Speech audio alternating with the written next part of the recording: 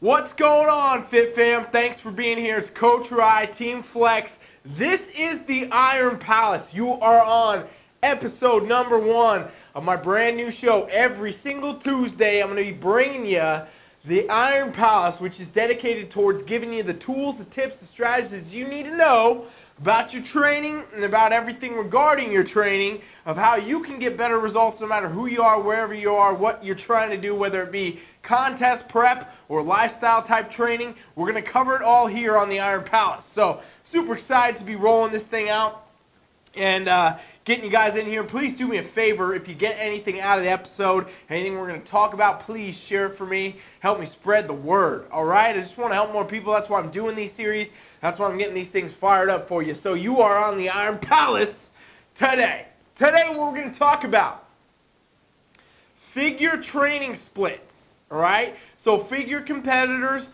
women's figure divisions. We're talking about your training splits, and today what I want to do is give you a complete overview of what I would suggest you do as a figure competitor to start. Now, important that you understand that I just said to start, because a lot of people will take, little YouTubes and little snippets. I've done videos in the past talking about bikini competitor training splits and things like that, and they will blow it up, right? And they'll blow it up, and what I mean by blow it up is they will use it forever and think that that's like the atomic bomb of all the coaching you could ever need. And in reality, it's not. All these things that I'm going to talk about today are going to be a good starting point. It's going to give you some brain power for sure to think about the stuff you need to do if you want to compete in figure. But it's by no means something that you can do for like now till the end of time and get great results with, because results don't happen that way, fam. And that's part of what we're going to talk about today on the Iron Palace. So what I want to start with is a figure training split. I'm going to kind of give you the breakdown of what we're talking about, what we're looking for in figure division, what they want to see on the competition stages, what the judges want to look at, etc. And then I'll break it down into a split for you. Take some notes if you can. You might be just listening to this on your audio, like where you're driving, or maybe you are watching the whole video. Either way, take some notes. And this will be helpful to you for sure, because I'm going to get into exercises, some specific exercises, sets and reps, different phases, kind of everything you need to know about the whole figure package, all right? So figure, what are the judges looking for in figure, okay? So a lot of you know what bikini is, and bikini is like a less muscular version of figure. In other words, it's the class before figure. So a lot of girls go from bikini, a lot of you watching this probably bikini, and you might be wanting to move up into figure. It's rare that people just start in figure unless you have a serious muscle base already, because figure is so much more muscular developed. So either way, figure is the more muscular category of one of the women's divisions. So it's not like bikini in the sense where it's about, being in proper shape, size, and proportion. Obviously, that's also going into figure, but we have a lot more muscle in figure, okay? And wellness is now coming out too, and with wellness,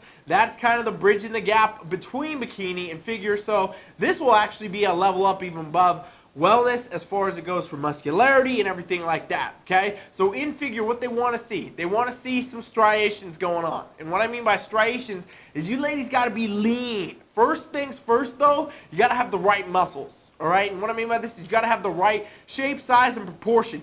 Figure right here is about this. It's about that V taper, okay? They want a really strong and tight V taper in the figure division. And the way you get that, big, developed shoulders, lats that are well developed, that taper into a small waist, and then you got to see the balance in the legs. We got to see some quads, glute and hamstring. Glutes are less important in this division than they are in things like bikini and wellness, but they're still part of the overall package. You do need to have striations, so your conditioning level is a lot more than what you would do in bikini or even wellness, okay? Wellness and bikini are going to be very closely matched with conditioning. But figure is a whole nother level. They want to see some striations going on in the delts. They want to see some cuts in the quads. They want to see you being lean. You got to be leaner in this. We're looking at abs. They're looking at obliques. They're looking at kind of everything here. The main thing about figure, though, is your muscle foundation, okay? And so when we talk about the training, we talk about what you need to do. That is the main part. When you prep, you are dieting. When you are prepping, you are revealing the hard work of the muscles you have built, etc. That's how you get the conditioning. But no matter what, you're never going to do good in figure if you don't have the right muscles. You got to have have the right muscle size, the right shape, the right proportions in order to go and be competitive, especially today in the sport where now it is so like a high level. It's just a crazy high level of people out there. You got to really be, well developed to go do it. I wouldn't be surprised nowadays if people, they're taking year-long off seasons sometimes to build muscle improvement phases to kind of come back and do better at the sport. So let's talk about the actual split then, all right? Kind of gave you the overview, what you need to know. You need to have the, tapered waist. You got to have the V taper, big shoulders, cuts, all that. The most important thing, and the thing you can't get around no matter what you try to do, is the muscles, all right? You got to have the right muscle shape, muscle size, and the muscle proportion. That is done in your training. So let's talk about the actual split. Let's talk about actually what you got to start doing. So I'll give you guys, you ladies, in other words, watching this, there's probably some dudes watching this and maybe coach some figure competitors, etc. But I'm going to give you the overview of how I would have a figure athlete coach for the most part, how I would kind of program them out. I will tell you right now, disclaimer, I do everything customized, and this is important that you take this in a note as you listen to what I'm going to tell you here. Everything that I do is custom built, okay? So Team Flex, me and the coaches, we build things customized for athletes and, every physique, because that's all different. I'm going to go into that a little bit here to make sure you understand that. But also, what you got to really know is that you're going to have to customize your training to you no matter what. So if you don't have a coach, I suggest you get a coach for sure, because this is bodybuilding. This is at the level of physiques are these days, it's very hard to do this on your own. But if you're not going to get that, make sure you don't treat this plan like it's a one-size-fits-all approach and it's going to get you where you want to be, because everything's custom. I'm going to give you a general type of layout for how I have some figure athletes I coach train, how I've had success coaching figure athletes from amateur to pro levels, and bringing it all into play here for you. So how I would suggest you do it is a 6 days a week training split, okay? I'm talking over myself here. 6 days a week training split.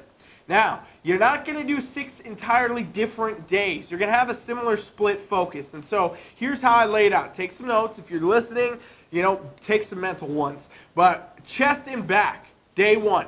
Chest and back, day 1. So we're training chest and back on the same day, okay? And usually what I have a lot of figure competitors do is cycle between doing a chest exercise and a back exercise, okay? And that's kind of like straight up stolen from Arnold back in the old days, but there's also a lot of good, science behind it nowadays too, because basically what you're doing is as you're training the chest, right, you're doing a set of chest, you're giving your back time to rest, and then you can go right into the back and train the back too. And actually training both sides of the body, it does a lot for your balance. It's going to do a lot to make sure you don't get overly developed in the chest or overly developed in the back, right? You're going to be able to balance your physique out. You can also save a ton of time, in the gym, because you can actually let the other muscle group rest instead of just sitting there and like resting for a minute. You're actually going to let it rest while you're training. So while you're doing your back, your chest is resting. While you're doing your chest, your back is resting. So you can get the benefit of doing supersets. And this is good for off improvement season. We'll talk more about that. And also into contest prep season, because again, the minimal rest and things like that will help you burn extra calories and go. So I have people do chest and back, sometimes to start it up, to get it going, to get the right proportion, everything going. Because obviously we need to take care of both. We need to address both. Both are very important for doing all of the poses. The side chest pose, the side poses, every kind of pose. You got to have the chest, you got to have the back in there. Everything's showing up. And so with that, you got to train them. You got to build them. And the way you do it, the best way to do it, is you got to do these compound movements. Okay, and compound movements, people don't do anymore for some reason. A lot of people like to do machines, and they like to do little cables. They like to do a lot of bands and weird stuff. But you know what? The best muscle that you're going to build is going to come from your compound movements. And a compound movement is a movement where you have more than one muscle group working together to achieve the movement. Okay? So like a non-compound movement would be a bicep curl, because I'm literally just curling my bicep. That's the only muscle working. That's an isolation movement. A compound movement would be like a row. Okay, because as I do a row, I'm using my lats and I'm using my arm, and that's going to be 2 muscles at once working, right? Obviously, we have other things at play, but the point is, compound movements are the keys, because compound movements, you can actually stack some serious weight on, right? Like, you could do some heavy deadlifts on a back day, and it's going to thicken out your back better than doing 1,000 cable rows or, pull downs or whatever, you're going to get a way thicker back doing heavy deadlifts and heavy rows and things like that than you ever will doing any other stuff. And that's going to give you the dimension you need in figure and everything else, okay? So that's important to note. You got to do the compound movements. So some of those, I'll give you a couple examples if you want to start playing with it. Here's a good superset that I give people sometimes, or I'd recommend you could start with. In other words, you can do a bench press into a pull down.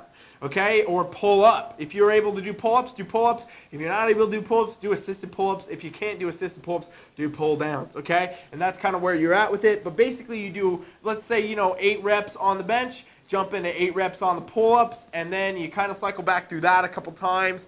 I'm going to go more into the sets and everything for you here, depending on your phase in just a minute, but I just want to give you an overview to start. So obviously you're going to be doing things like barbell rows, T-bar rows, you're going to be doing some chest flies, you're going to be doing some probably cable flies. You got a lot of different movements going on, right? You're doing push, pull, and other variations of it to target more of the symmetry, the shape of the muscle, okay? So that's day 1, chest and back. That's one way you can do it. It's fun to play with. Give it a shot. Day 2. Now, similar to how we did the chest and back, I have people do the same thing on the lower body. So I have people go into a hams and quads split. So they're going to do hams and quads. So basically it's a lower body day, but our emphasis is on the quads and the hamstrings. And so when we do this, again, this gives you an opportunity to either break it up, do 1 and 1, or, take longer rests, do more one here, more one later, or you can even do supersets way faster and do it for burning if you need to burn some extra fat, etc. You know what I mean, as you're in maybe a contest prep phase. But basically, you're doing hamstrings and quads. Again, very important muscles in figure. You got to have well-developed legs. You got to have that anterior and posterior. So we got to have quads and we got to have hamstrings. And again, guess what's coming? Compound movements are king here. Compound movements are so much better than the isolations. Whatever, everybody loves doing, their single leg extensions and stuff, but that's not giving you the quad density as much as doing something like a front squat or a hack squat or any variation of a squat, basically. So the compound movements that you want to have for the legs, tell you straight up, you got to be doing squats, okay? And there's variations I have people do. I'd have people do some pulling box squats and things like that to kind of work both. Anterior and posterior of the leg, but also, front squats are huge for quad development. Awesome movement. Sissy squats with a barbell. A lot of people don't do those anymore. Old school exercise. Super effective for building out the quads, especially down by the teardrop and all that. You know what I mean? And it's just a great movement. A lot of people don't do it. Other variations of hack squats are great. Everything like that is great for the quads, okay? Leg extensions are okay. They're not the best exercise at all for adding density to your leg, though. They're more of a shaper. If you do a lot of leg extensions, you can add some more cuts, but you got to have the girth of the leg. Otherwise, you're kind of not going to do well in figure, in other words, right? If you don't have the right muscle in the leg, like we've talked about all day so far, muscle is everything in this division. So you got to make sure you have that. The next thing that you can do, hamstrings, right? Hamstrings, these are going to get addressed when you do things like pulling box squats and you do things like squats in general. Best exercises to hit those hams, deadlifts, things like that. Sumo deadlifts. You can do some stuff with, bench hip bridges with a barbell, hip bridges, glute bridge in other words. That's great. Hyperextensions. I really like giving people GHD, the glute ham developer extensions. These are hard to come by in most gyms though, so you might have to create one yourself. You can do it with a lat pull down. Go to teamflex.com if you want to learn how to do the GHD without the machine. But that's basically that hip extension exercise where you're dropping down, pulling up. Great for the hams. Stiff leg deadlifts, single leg deadlifts, basically a lot of variations of deadlifts for the hamstrings. Those are going to be the great king developers for them.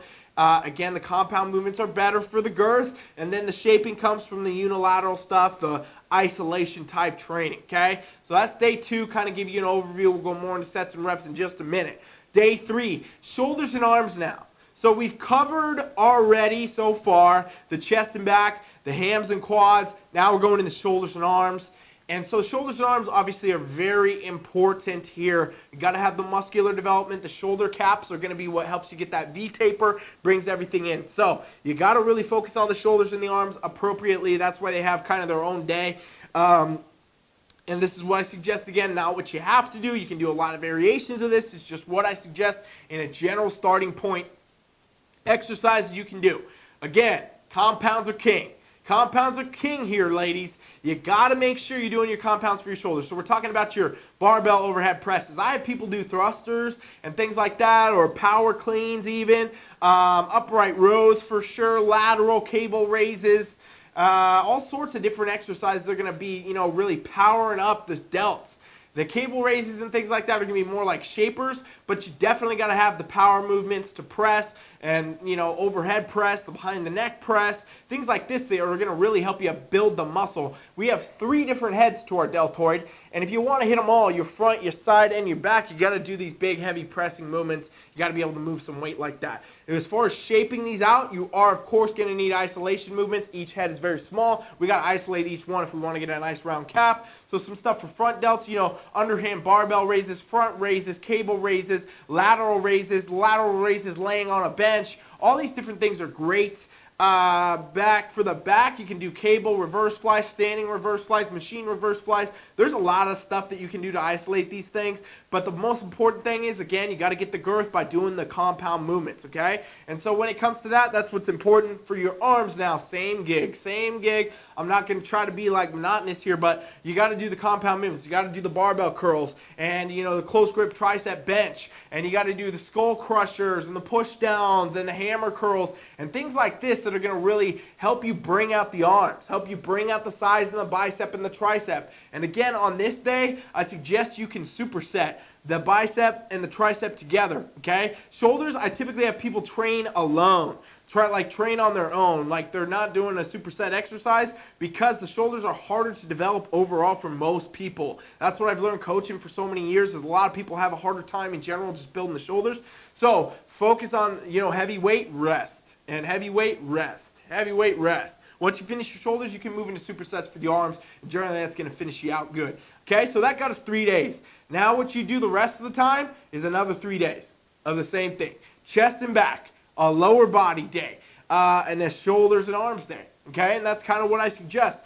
Glute work, you might be wondering why there's not a ton of focus on the glutes. They are important, obviously, in this division, but they are definitely not as important as the other muscle groups, the quads and the hams, right? We got to have those in the good spot, and if you're training those appropriately 2 days a week, you're going to be getting plenty of glute work as it is. Then you might wonder about the abs, right? Abs got to be important, calves got to be important. Well, what I suggest for doing those things is each physique is different. You got to know how to do the abs the right way. A lot of people do like a ton of oblique work and stuff, and they just square out their body. And again, the V taper is what we need in figure. The V taper is the key to a good figure physique. So if we want to make sure we're getting that taper, you actually got to do minimal levels of ab work that's going to make sure you don't widen out, right? If you go look at all the best people in the figure division, all the best women, they have a very wide lats coming into a tight, tapered waist. So if you want to get that look, you're going to have to train specifically. So one of the exercises that you should definitely focus on is vacuums. Okay, vacuums is an old school exercise that people a lot of times don't do anymore. I have pretty much every competitor I ever coached do this, no matter what division they're in, male, female divisions, vacuums, okay? Vacuums are absolutely huge for making sure that you're going to have a tight, tiny waist. And they will bring it in. They'll help you strengthen your diaphragm. They do a lot of stuff. They strengthen your TVA, which is an ab muscle you can't actually train. So a lot of people think they can train their ab, the TVA and things like that, doing crunch after crunch, twist after twist. This is like your internal abdominal weight belt, right? So you see people that wear their weight belts. We have one of those on the inside. It's called your TVA, your transverse abdominis. And the only way that you're going to train this in a good manner that's going to actually assist you in your competitions and in just overall health and posture is if you can do vacuums and practice diaphragmatic breathing overall. So doing that will help that. It's going to make your waist look smaller. It's going to help you breathe better on stage. It's going to do a lot for you. So if you need to know more about vacuums, go to teamflex.com right now and just search for vacuum, and you will find some articles I've written on it, how to do it, everything like that. It's all on the website, okay? So go over there, check that out. For calf training, a lot of times people, women in this division, have their calves, already getting pretty developed from doing the leg days. Just doing, tons of ham work, tons of quad work. You're going to get some calf development going, especially from things like sissy squats and whatnot. But you do need to probably add some in. You just throw that in on your leg days depending on where your stature is. You got to know your aesthetic. You got to know what areas you need to work on and what areas are good and don't need to become overdeveloped. And calves can be one of those for people because they can get asymmetrical doing too much or too little. So make sure that you're programming that in on your lower body days, depending on how you're looking, your overall aesthetic, and where you're going to go. Okay? And so with this is a good split in general. You take your 7th day off as a rest day. Some people might need more rest. Okay, some people might need to do more rest, especially if they have a lot of muscle growth to do, etc. You need to be resting. The split of doing 6 days a week is great because you're not going to be training chest and back more than twice a week, right? You're training it on a Monday and then on a Thursday. But if you need additional rest, where you take it is on like that Wednesday. So you would run your 3 days. You would do like a Monday, Tuesday, Wednesday actually, and then you take a Thursday off, Saturday, Sunday, you know what I mean, Friday, Saturday, Sunday, and then rest on Monday. You're kind of just every third day you take a rest day, and that could be extra rest for you. You're not going to be able to train on a consistent schedule. It'll change all the time, but the point is, no matter what, you're going to be getting more rest. So you got to assess your physique and see how you're feeling, see if you're recovering properly. Those are all huge things. Depending on the season you're in, okay, more notes for you here. Depending on the season you're in, you need to do either less rest or more rest. And what I mean by this is a lot of times in improvement season, right? This is what most people call off season. I call it improvement season because it's about getting better. There is no off season. You got to be training in a way where you're going to hit the sets and the reps and all that, but you're also going to be spending a large amount of time recovering, okay? So like you're focusing extra on rest and you're eating more calories and you're doing all this stuff to help you grow. Help you grow, build more muscle, okay? That's important to know that will be a different type of training. You're going to be doing lower reps, heavier weights, you're going to be eating more, you're going to be resting more, things like that. When you're doing a contest prep type phase, right? So as you're moving into a competition, your goal is to lean out. Your goal is to get tighter and bring in the stage physique, show off all the hard-earned muscle that you built in the improvement season. And the way that you can do this is actually less rest between sets, right? You're going to be wanting to do as much burning effect, fat burning as you can. In other words, a great way to get extra cardio is to do less rest between your sets. And so you do a lot of supersets, higher reps to keep, the heart rate up the whole workout. And that's important to know too. Your calories obviously going to be low and you're going to be shredding, bringing in the physique the right way. So there's two different kind of phases of training you need to be aware of. The improvement phase where you're going to be eating more, doing heavier reps, more rest. And then your contest prep phase where you're going to be eating less, doing higher reps, and doing less rest. And so that's going to help you out bring in a better physique. Overall, though, you got to make sure that you understand that when it comes to building muscle, recovery is everything. If you can't get proper recovery, you're not going to get good results. And so a lot of competitors I know, especially figure and bikini and things like this, think that cutting their carbs down is a good idea overall to do. And in reality, if you're trying to build muscle or hold muscle, having your carbs really low is going to burn your muscle. And in other words, you won't be able to build and you won't be able to maintain your muscle. So what you need to make sure you do is you set up a nutritional profile. This is why it's really good to have a coach, somebody that knows this and can help you. TeamFlex.com if you want some help from us. But basically, if you have a coach or something like that that can tell you the amount of carbs you need to eat, the amount of proteins you need to eat, and the amount of fats and fibers you need to eat, you're going to get the best physique that way. Cutting your carbs down will cut your muscle down. I'll tell you straight up. A lot of people are scared of carbs. They think they're going to be fat from carbs. You can have a ton of carbs. I train some figure competitors that are on 300-400 carbs during peak week, coming into the competition. And that's because I've coached them correctly for their macros in general, mixed with their training. They got to blend together. They got to work together. You got to have these things going together. Otherwise, you're going to have some serious problems, okay? So, hopefully now, you got an idea of the sets and the reps. You got an idea of how that all can work. You got an idea of the split. Here's the thing that's the most important part of this whole video, okay? The most important part of this whole video is the individuality. And this comes down to knowing what the judges want to see, and then assessing your physique, where you're at, and then knowing where you need to be. Building the right plan that's going to get you there, okay? And this is super, super important because, again, I've made videos like this in the past, and I know there's a ton of stuff online. People take things, they run with it, and they think it's going to be the answer to everything, and it's not.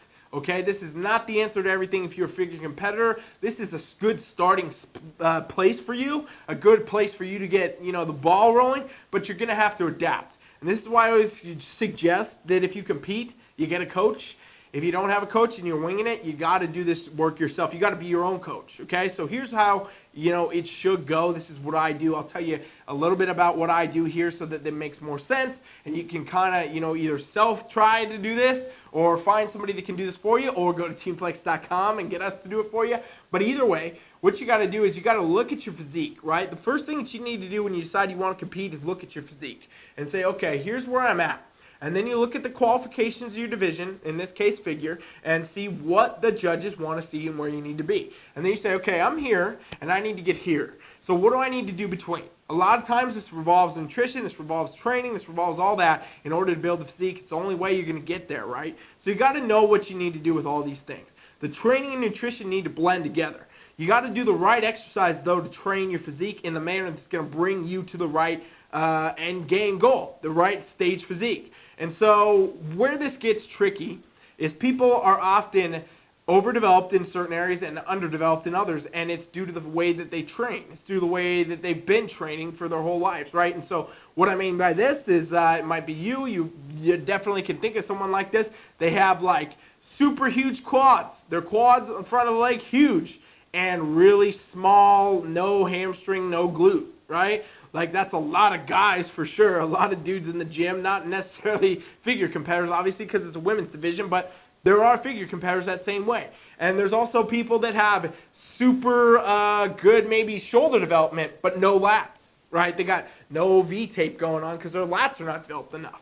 And so every physique has these points of them that are really strong by the way they've been doing things for years, and then they have points that are less strong that they need to bring up, that are going to need to be brought up to par in order to compete and do, their very best on stage. So your training needs to address that, right? Don't go hit your shoulders super hard on shoulder day if you got massive shoulders and your back is actually lacking the most. You need to focus less on the areas that are well developed and more on the ones that are underdeveloped and bring them all up to par, right? Because if you're going to increase the shoulders, if you're going to keep hitting the shoulders real hard when you already got big shoulders, well, you're going to have to hit your back 10 times harder now to build it up to match the shoulders that you keep developing. So it's really important that you assess your physique, you see where you're at, and you know where you need to go so that you can get there in the right manner. And this is, again, where a coach can be so helpful. Like for me, for example, when I bring athletes in, the first thing I do, pictures and stats. Send me your pictures, send me your stats. If you know how to pose, show me your posing routine. I want to see where we're at. I want to know everything that you're doing. I want to know what you've been doing. I want to see where we're going. And then I say, okay, where are we headed? What show are you doing? What do you got in mind? When do you want to compete? What's the goal? And then we make a plan to get there. And we get there. That's what we do every time. And that's because, I'm assessing their physique every single week, making adjustments, making modifications, making sure everything is rolling the way it needs to go so that they can get their best and be their best and do this on stage. Another disclaimer for you. If you have never even, some people I know just see a figure competitor or something like that, and they're like, wow, I want to do that. More than likely, you're going to have to take a serious amount of time to actually do the first step, which is build muscle, right? You're going to have to take a serious amount of time to actually get in the right condition and the right shape. Some of you might have also done a show and not done well and then got feedback that you need more muscle. You're going to have to take a good chunk of time to build muscle. Muscle is not built in a month. Muscle is not built in 2 or 3 months. Muscle is always being built at a very slow pace, but sustainable, good amounts of muscle that are going to hold through a contest prep are not built in that short period of time. Most of the people that you see that are doing figure, that are doing their best, have been training for years and years and years, and they've gone through season after season, prep after prep, build after build to attain the physique that they have now. So you have to be realistic about your goals and about how you can actually build muscle, because the rate is not overnight. It is for sure not overnight. A lot of times it's going to take very calculated and controlled effort for a good amount of time to see a lot of muscle change, okay? So that's important to note. You got to understand that. Don't expect this to be an overnight journey. A lot of times figure competitors are former bikini competitors. And so bikini competitors had been competing for months, years, whatever they did. They were training for that division, and then they wanted to advance, build more muscle, and move up into figure. And now with wellness, obviously that's going to happen even more so. People are moving out of bikini up into the other divisions. But the point is, that was usually how it was. So they trained for a long, long time before they went to figure. It's rare that people just start and they want to be a figure competitor. It's not that common that women do that, and I think it's because of the factor of how much muscle they need to have. A lot of them rather start with bikini before they move up. I know there is for sure some that just start with figure, but I guarantee you they trained for a long time before that to attain that muscle. So make sure that you understand the factors. Make sure you understand all these different pieces that come into play. I hope that you got something good out of this. If you want that training split that I just gave you, the chest and back, the hams and the quads and the shoulders and arms, and you want to see that actually on a sheet that you could take with some sample exercises, head to teamflex.com right now /figure, and you will get a free PDF I put up where you can get the sample training split that I just talked about here on this video today, and you'll be able to get that sent to your email so you can try it out, give it a good experiment. It's a good place to start for sure. As always, any questions you got, ladies, hit me up, Coach Ryan at teamfflex.com. Drop me a comment, shoot me a DM, wherever you can get a hold of me, I will answer you. I'm here to make your questions, answer your questions, in other words, and whatever I can do to help you. So check it out. Thank you for watching. This is the Iron Palace, and I will see you back next Tuesday.